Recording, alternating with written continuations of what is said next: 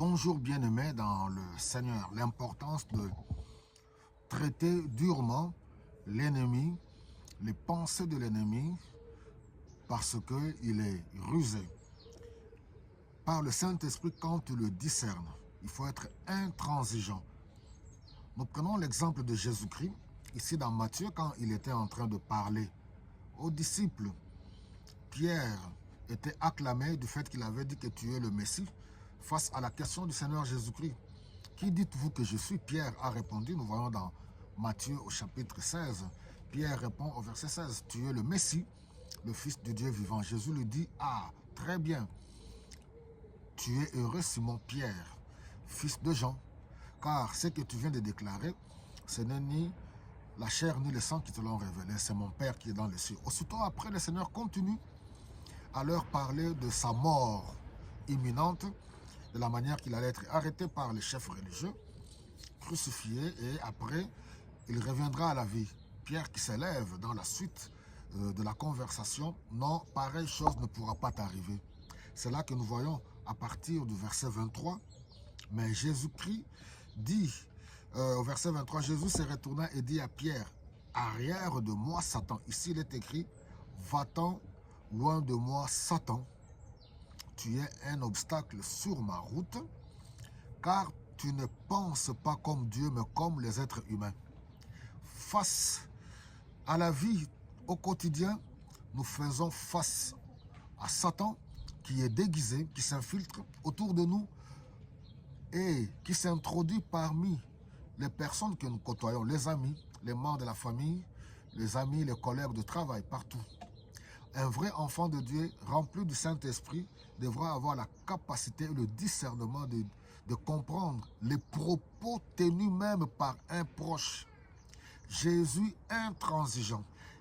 Il n'est pas parti avec la diplomatie pour dire non, Pierre, tu vois, ce que tu dis là, deux fois dans la vie, il y a certaines choses, tu comprends, oui, directement, il a pu discerner que les propos tenus par Pierre, que c'était Satan.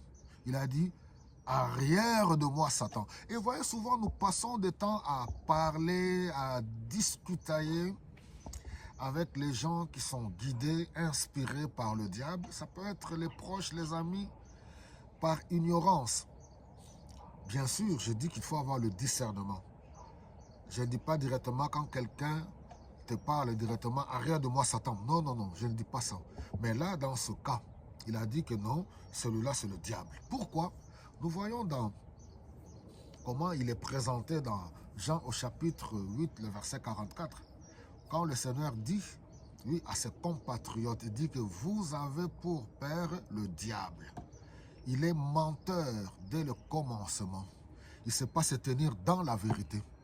Donc nous sommes dans un monde, le monde entier est sous la puissance du malin. Le malin, le diable, ennemi de la vérité.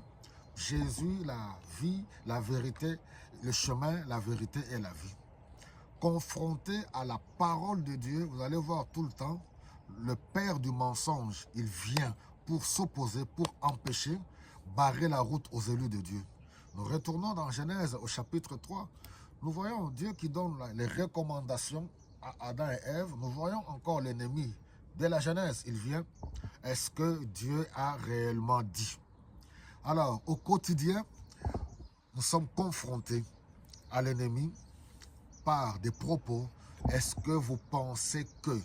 Est-ce que Jésus-Christ vraiment? Est-ce que la Bible?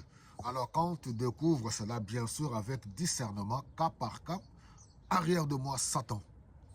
Arrière de moi, ici il est écrit, va-t'en loin de moi, Satan, tu es un obstacle sur ma route. Ne laisse personne, ne laisse pas le diable, ne laisse pas les circonstances être un obstacle sur ta route. Ne laisse pas les paroles incrédules, les paroles de manque de foi, les paroles négatives être un obstacle sur ta route. Ne laisse rien du tout être un obstacle sur ta route, car tu as une destinée. Tu es dans la vérité. Jésus-Christ, le chemin, la vérité et la vie.